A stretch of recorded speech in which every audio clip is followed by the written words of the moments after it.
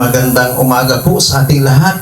Muli nga po nating palakpakan ng ating pong Panginoon. Hallelujah.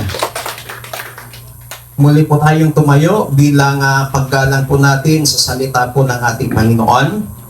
At muli po nating babasahin yung ating pong teksto sa aklat ng Psalm chapter 63 verses 3 to 5. Babasahin ko pong muli sa New International Version.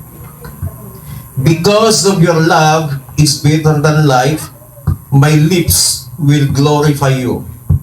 I will praise you as long as I live, and in your name I will lift up my hands. I will be fully satisfied as with the richest of foods, with singing lips, my mouth will praise you. Pagpalain ng Panginoon ang kanyang mga salita na atin pong nabasa. Maaari na ba kayong umupo? Noong linggo po ay tinalakay po natin yung definition ng praise. At napag-aralan po natin bakit natin pinupuri ang Panginoon. So dito po ay tinatalakay natin yung the deeper understanding about praising God. And we praise God because of who He is. Siya yung hari. Because of what He does.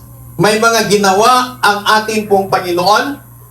Natalakay din po natin nung linggo, kailan natin dapat purihin ang Diyos. Ang sabi po ng Biblia, at all times. At pangalawa, in every circumstances. And then, kinakailangan surrounded or in the assembly of God's people. Ngayon naman po ay tatalakayin po natin the expressions of praise. Yung pagpapahayag ng papuri sa Panginoon. Pastor, mayroon bang position ang pagpupuri sa Panginoon? Dito ho ay atin pong tatalakayin upang maunawaan po natin ng mas maigi yung pagpupuri sa Panginoon upang ikaw at ako ay makapagpuri ng maigi, makapagpuri sa atin pong Panginoon.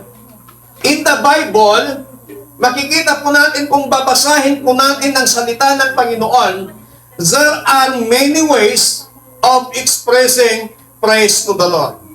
Marami hong mga pamamaraan kung papaano ipinapakita yung pagpupuri sa Panginoon. Tayo po ay binigyan ng Diyos ng tinatawag na 5 senses. Ang isang tao, nung nilikha ng Panginoon, ay binigyan niya ito ng 5 senses. Ito yung tinatawag nating a sense of smell, a sense of hearing, a sense of touch. So, yung 5 senses na yan, a sense of seeing, and a sense of smelling. Lahat ng yan, na nilagay ng Panginoon sa isang tao, ay may mga gamit. At unang-una, titingnan po natin yung gamit ng ating bibig. Maaari nating purihin ang ating bibig sa pamamagitan ng ating mga bibig. Ano pong sinasabi ng Psalm chapter 9 verse 2? I will be glad and rejoice in you. I will sing the praises of your name, O Most High. Ang gamit ng ating bibig, maaari nating purihin ang Panginoon sa pamamagitan ng ating bibig, sa pamamagitan ng pag-aawitan. Kaya po tayo umaawit ng mga awiting makalangit sa Diyos. Yan po ay paraan ng pagpapahayag, pagpapakita natin na pinupuri natin ang Panginoon. Kaya ang bibig nito kailangang laging umawit sa Panginoon. Hindi po mahalaga sa Panginoon kung gaano kaganda ang boses mo, kung gaano kagaling ang boses mo sa pag-awit, sa pagpuri sa Panginoon. Ang importante, ikaw ay umaawit ng mga awiting makalangit para purihin mo ang Panginoon, para itaas mo ang pangalan ng ating pong Panginoon. Kaya dapat po yung ating bibig, lagi nating gamitin para umawit ng mga awiting makalangit sa Panginoon. Pangalawa, sa pamamagitan ng ating mga bibig. Sa Psalm 103 verse 1, Praise the Lord, my soul, all my inmost being, praise His holy name. Hindi lamang pala pag-awitan o pag-aawit ang ginagawa ng bibig, kundi nagbibigkas ng mga salitang papuri sa Panginoon. Nagbibigkas ng mga katagang papuri sa Panginoon. Pastor, ano ba yung mga salitang dapat bigkasin ng bibig na papuri sa Panginoon? Matatandaan po natin, the definitions of praise na pinag-aralan po natin ay you are acknowledging yung kabutihan ng Panginoon, kinikilala mo yung katapatan ng Diyos sa buhay mo. Kaya, the more na nagbibigkas ang iyong bibig na dakila ka, Panginoon, napakatapat mo, Diyos, you are praising God. Kaya dapat ang ating bibig, gamitin po natin para magdeklara ng mga kabutihan, magdeklara ng katapatan ng Panginoon, magdeklara ng mga papuri sa Panginoon. Napakahalaga po sa harapan ng Panginoon na ang ating bibig ay nagbibigkas ng mga salitang papuri sa Panginoon. Ang sabi ni David, Praise the Lord, my soul, all my inmost being, praise His holy name.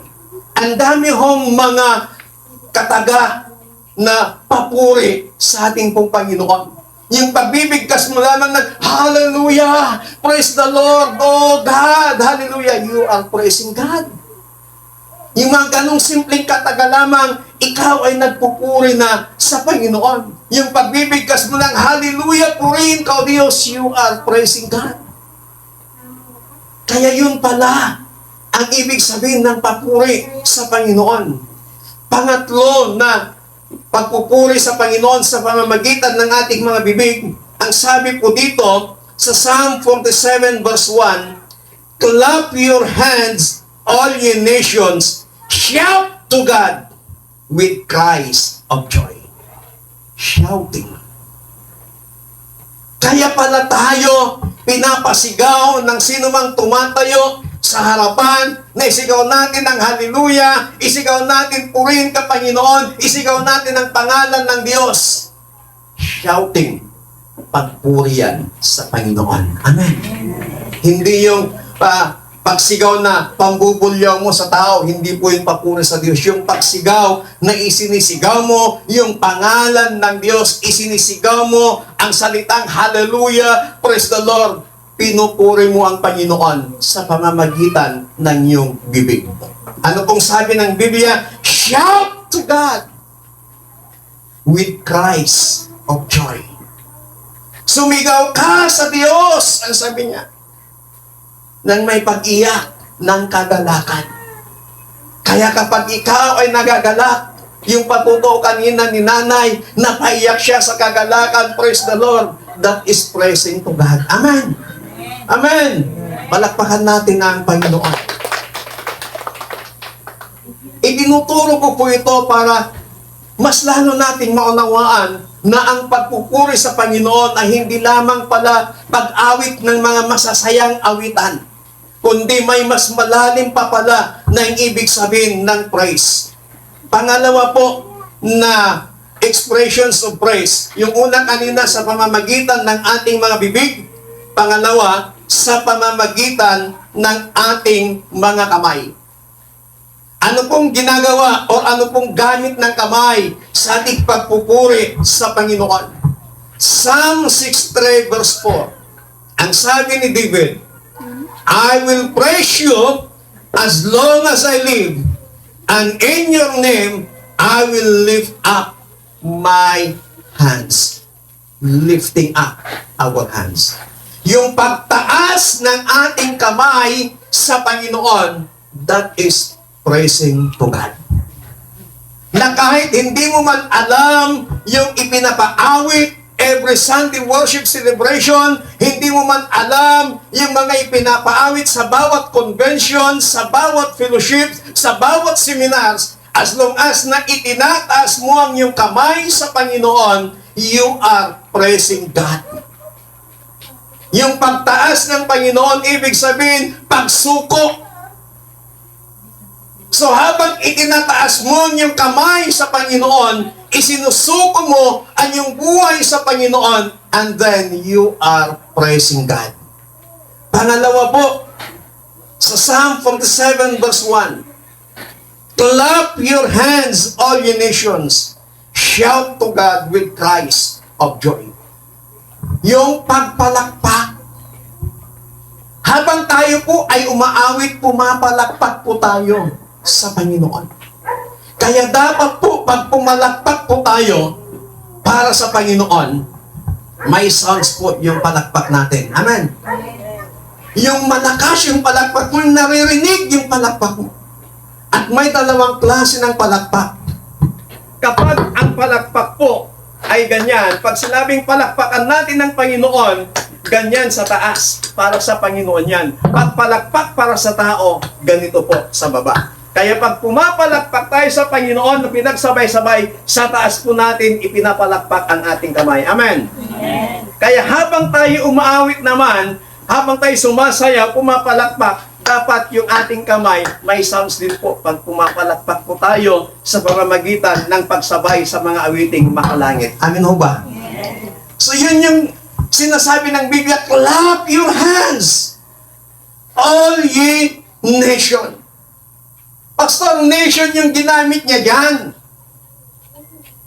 Ang ibig pong sabihin niyan, yung nation na ginamit niya, mga tao po yan. Hindi po bansa, dahil ang bansa, wala pong kamay. Kaya ang tinutukoy dito ni kapatid na David, na all ye nations, clap your hands, all ye nations, that is the people. Lalong-lalo na yung mga mananampalataya, yung mga anak ng Diyos, yung mga nagsasabing mahal nila ang Panginoon, sila po ay pumapalakpak, sinasabayan nila ng palakpak ang pag-aawitan ng mga awiting makalangit sa ating pong Panginoon. Palakpakan natin ng malakas ang Diyos. Pangatlo po, musical instruments. Bakit tayo gumagamit ng mga drum set? Bakit tayo gumagamit ng may electric guitar? Bakit tayo gumagamit ng iba't ibang klase ng mga instrumento? Ito po ang sinasabi ng Biblia. Psalm 150, verses 2 up to 6. Ganito po ang sinasabi. Praise Him for His acts of power. Praise Him for His surpassing greatness. Praise Him with the sounding of the trumpet. Praise Him with the harp and lyre. Praise Him with timbrel and dancing. Praise Him with the strings and pipe. Praise Him with the clash of cymbals. Praise Him with the resounding cymbals. And let everything that has breath praise the Lord. Praise the Lord. Sinasabi ng salita ng Panginoon na purihin ninyo ang Diyos sa pamamagitan ng tunog ng trumpeta. Wala pa tayong trumpeta. Purihin ninyo ang Panginoon sa pamamagitan ng mga strings. Mga gitara, mga bass. Keyboards. May string yung keyboard, nasa loob lang. Purihin ninyo ang Panginoon sa pamamagitan ng mga harpa. Sa pamamagitan ng mga cymbals. Kaya tayo pong mga Pentecostal, kapag nagpuri sa Panginoon, maiingay talaga yan. Dahil ang sinasabi ng Biblia, shout for joy, clap your hands, and praise Him with the sounds of instruments. Amen? Hindi lamang display ang mga instrumento, pero ginagamit yan para sa pagpuri sa ating pong Panginoon. At ang sinasabi ng Biblia, lahat ng may hininga, purihin ang Diyos. Kaya itong mga instrumento na to, inutusan tayo ng Panginoon na purihin natin siya gamit ang iba't ibang klase ng mga instrumento. Palakpakan natin ang Panginoon. Pangatlo, sa pamamagitan ng paa. Yung una kanina sa pamamagitan ng ating mga bibig, sa pamamagitan ng ating kamay, at ngayon naman ay sa pamamagitan ng ating mga paa. Ano pong sinasabi ng salita ng Panginoon sa Psalm 134 verse 1? Behold, bless ye the Lord, all ye servants of the Lord, which by night stand in the house of the Lord. Standing. Kaya sa ating pong mga Sunday worship celebration, sa tuwing nagkakaroon ng gatherings ang mga mananampalataya, may mga pagkakataon na sila po ay pinapatayo. May mga pagkakataon na ang mga mananampalataya sa mga Christian gatherings, sa mga worship celebration ng buong congregation ay nakatayo. Why? Sapagkat sama-sama at sabay-sabay na pinupuri ang Panginoon. Nakatayo, sama-sama na isinisigaw ang pangalan ng Panginoon. Nakatayo na sama-sama pumapalakpak sa Panginoon. Nakatayo na sama-sama upang itaas ang pangalan ng Panginoon sa pamamagitan ng mga sama-samang pag-aawitan, sa pamamagitan ng mga pagdideklara ng kabutihan, sa pamamagitan ng pagdideklara ng katapatan ng ating pong Panginoon. Katatapos lamang po nating nagsama-samang tumayo na tayo po ay nag-aawitan para sa Panginoon. At habang ikaw ay nakatayo, ibig sabihin, you are praising God. Ang sabi dito, stand in the house of the Lord. Kapag tayo po ay nasa tahanan ng Panginoon, nasa ating worship place, may mga pagkakataon na tayo po ay tumatayo, na nagpapakita ng ating isang pamamaraan ng pagpuri natin sa ating pong Panginoon. Pangalawa, Psalm 95 verse 6. Come, let us bow down in worship. Let us kneel before the Lord our Maker. Kneeling. Yung pagluhod sa Panginoon. Yan din po pala ay isang pagpapakita ng pagsamba sa Panginoon. Na habang ikaw ay nagdideklara ng kabutihan, katapatan ng Panginoon, ang iyong mga tuhod naman ay lumuluhod sa harapan ng Panginoon. You are praising God. At yung pagluhod sa harapan ng Panginoon, it is a sign of humility sa harapan ng ating pong Panginoon. Pangatlo, sa pamamagitan ng ating mga paa, sa verse 4 ng Psalm 150, praise Him with timbrel and dancing. Praise Him with the strings and pipe. Yung pagsayaw. Kaya habang tayo po ay umaawit ng mga awiting papuri sa Panginoon, ang ating mga paa naman ay sumasayaw. Habang ikaw ay pumapalakpak sa Panginoon, ang iyong mga paa naman ay sumasayaw. Kaya tayo sumasayaw dahil yun yung sinasabi ng salita ng Panginoon. At ang sabi dito, leaping for joy, yung pagtalon. Na habang may mga worship leader na nangunguna sa mga sama-samang pag-aawitan na napapalundag nila ang congregation sa pamamagitan ng pag-awit ng mga awiting papuri sa Panginoon. Ang paglundag sa Panginoon habang ikaw ay umaawit, pagpapakita ng pagpapahayag mo ng pagpuri mo sa ating Panginoon. Kaya huwag tayong mahiya, kapatid, kaibigan, habang ikaw ay nagpupuri sa Panginoon, habang ikaw ay pumapalakpak, huwag kang mahiya na kapag ikaw ay nakikitang sumasayaw, huwag kang mahiya na kapag ikaw ay nakikitang lumulundag, habang ikaw ay umaawit, kasi pagpapahayag, pagpapakita yan ng pagpuri natin sa ating pong Panginoon. Napakaganda po na maunawaan po natin ng mas malalim ang sinasabi ng salita ng Panginoon patungkol po sa pagpuri. So these are the outward expressions of what is coming from the heart. Yung mga nabanggit ko po kanina, yan po ay mga panlabas na pagpapahayag ng ating papuri sa Panginoon. Yung pag-aawitan, pagpalakpak, pagsigaw, pagdideklara, pagsayaw, paglundag, pagtugtog ng mga iba't ibang klase ng mga instrumento, yan po ay panlabas na ating pagpapahayag ng pagpupuri sa Panginoon. Si David po, isang hari ng bansang Israel. Kinikilala, tinitingala. Pero, nagawa po niyang sumayaw, nagawa po niyang lumundag para po sa ating Panginoon. Kaya nga po may awit na, when the Spirit of the Lord is in my heart, I will dance like David danced.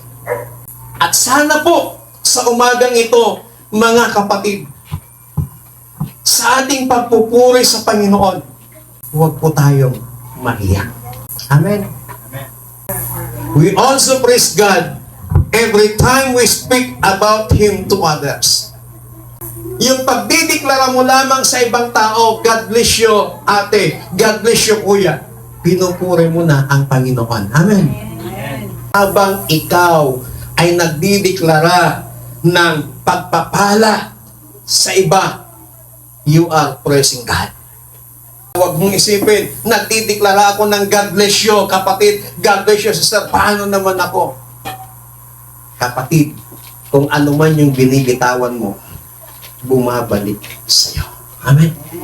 Kaya kapag nagbibitaw ka ng mga salitang pagpapala sa iyong kapatid, ang lahat ng binibitawan mong salita, bumabalik sa iyo. At kapag ikaw ay nagbibitaw ng mga salitang panunumbat, paninira, mga ano paman na hindi maganda sa iyong kapwa, bumabalik at bumabalik at bumabalik yan sa iyo.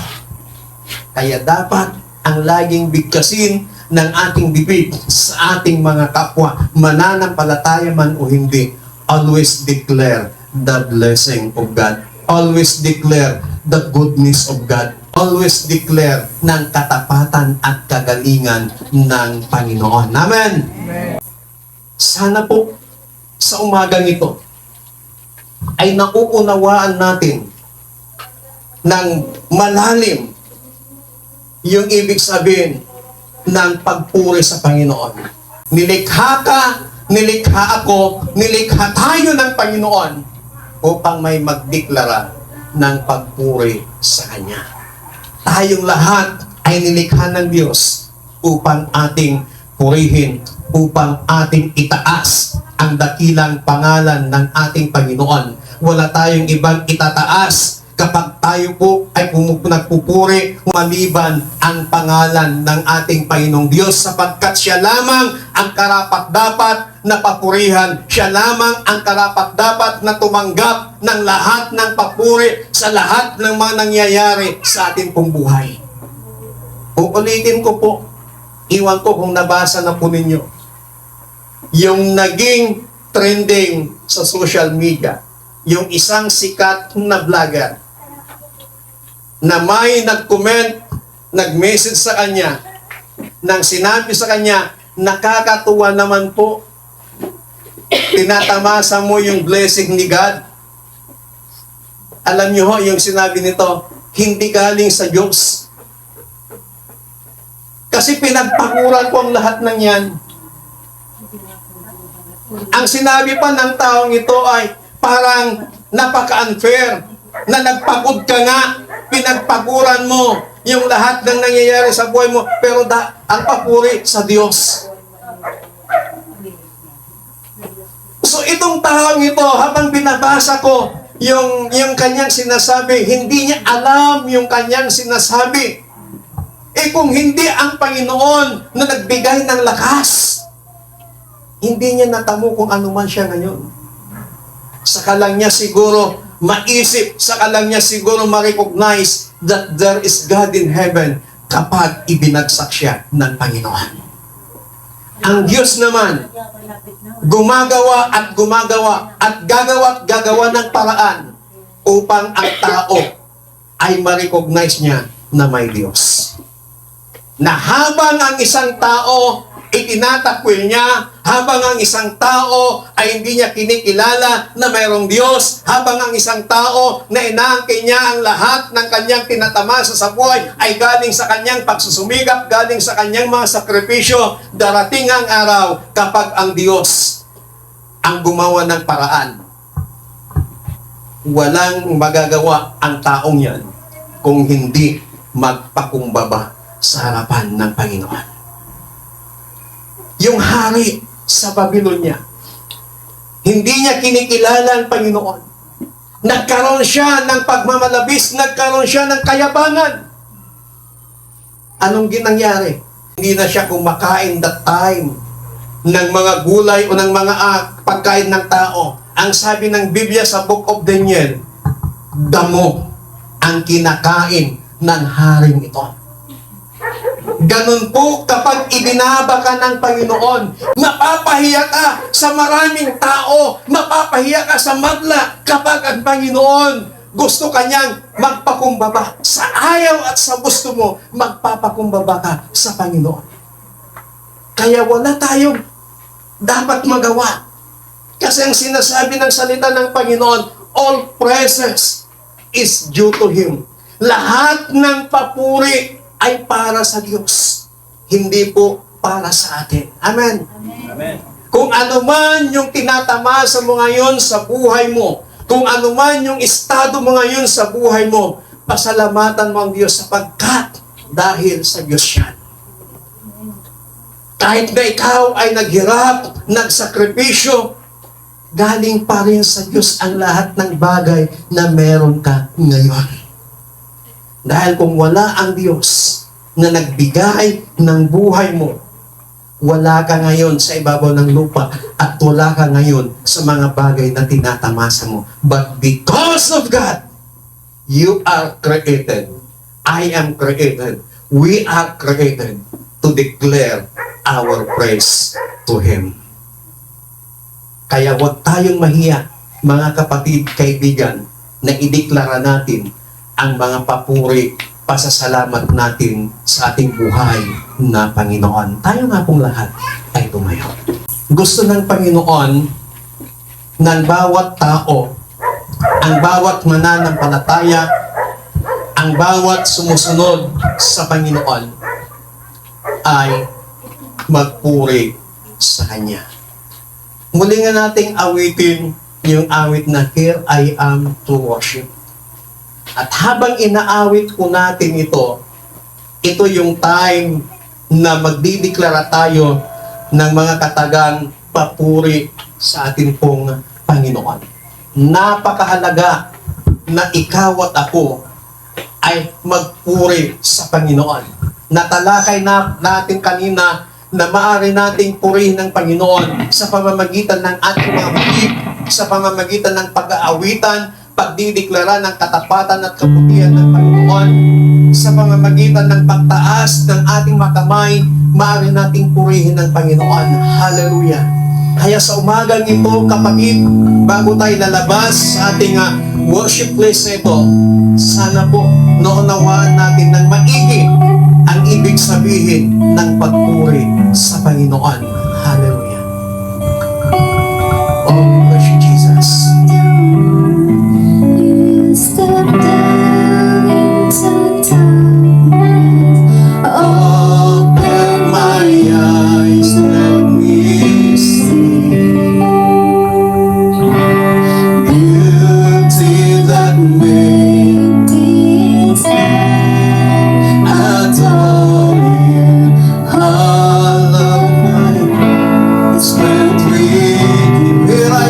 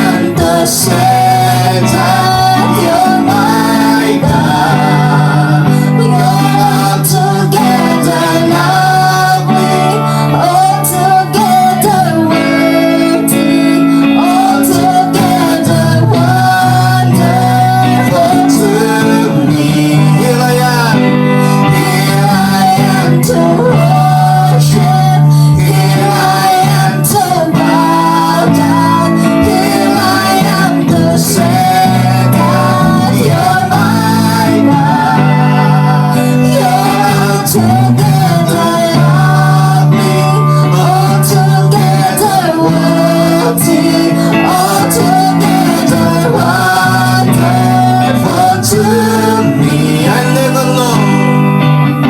I never know how much it costs to see my sins upon the cross. I never know how much it costs to see my sin upon the cross. Call upon the name.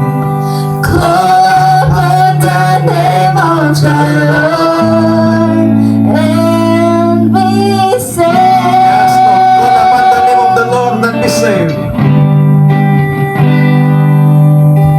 Call upon the name of the Lord and be saved.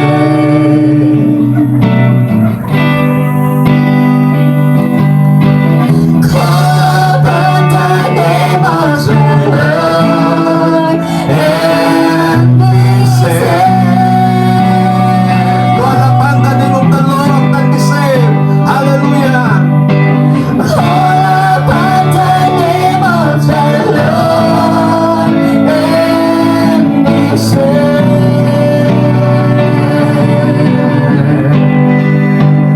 Here I am to worship, here I am to bow down, here I am to say that you're my God. You're altogether lovely, altogether worthy, altogether wonderful to me.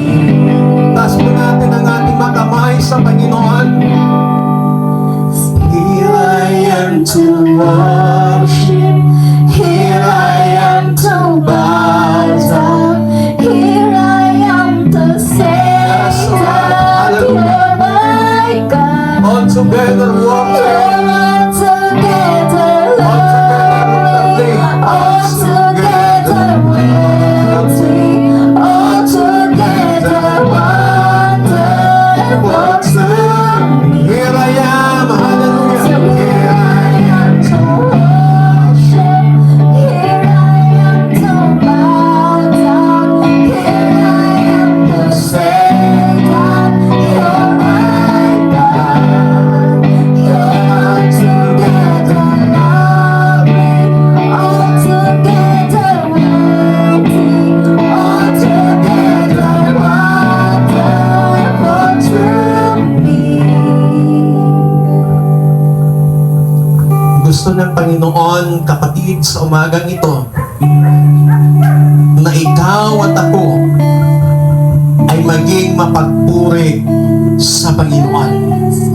Ikaw ay nilikha, tayo ay nilikha ng Diyos para magdeklara ng kanyang kabutihan, magdeklara ng papuri sa Kanya. Sana naunawaan natin ng maigi ang salita ng Panginoon patungkol sa pagpuri. Walang ibang hangad ang salita ng Panginoon, kundi ang lahat ng mga sumusunod, ang lahat ng mga nananampalataya sa Kanyang pangalan ay maging mapagpuri sa lahat ng bagay, sa lahat ng oras, sa lahat ng pagkakataon sa ating mga buhay. Always declare our praises to God. Panginoon, sa umagang ito, maraming salamat sa inyong masalita na amin pong napakinggan. Ipinaunawa mo po sa amin kung ano ang ibig sabihin ng praise. Kaya sa umagang ito, dakilang Diyos, sa pamamagitan ng kapangyarihan ng iyong banal na Espiritu, gawin mo ng mga anak mo, ang mga mananampalataya sa iglesyang ito ay maging mapagpuri sa iyo, Panginoon, sa lahat ng pagkakataon, sa lahat ng oras, at sa lahat ng mga sirkumstansya sa aming mabuhay. Wala kaming pwedeng idideklara maliban ng iyong katapatan, maliban ng iyong kabutihan sa aming mabuhay. Panginoon, patuloy ka pong kumilos sa buhay ng bawat isa sa amin, Panginoon. Hayaan mo na yung mga salita na amin pong napakinggan. ay patuloy na magkaroon ng rema sa aming mga puso at may apply po namin ito sa aming pang-araw-araw na pamumuhay. Salamat po ng marami. We give you all the praises. We give you all the honor and thanksgiving. In Jesus Christ's mighty name we pray. Amen. Palakpakan natin ang Panginoon. Hallelujah.